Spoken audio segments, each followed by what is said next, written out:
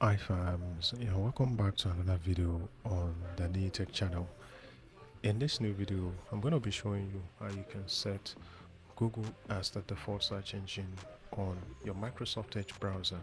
Now, you go to launch Microsoft Edge and then go to the top right corner of the screen. You see this horizontal ellipsis menu. Just go ahead and click on it and then click on settings, and from here you'd want to click on privacy search and services and come to click on search and connected experiences. So right on the privacy search and services section, click on address bar and search, and you'd see search engine used in the address bar.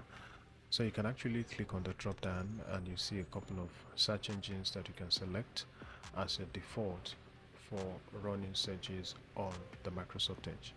Now the idea of this video is to select Google, so just go ahead and select Google as a default, and that way you have successfully switched your search engine to Google on the Microsoft Edge browser. Thank you for watching this video.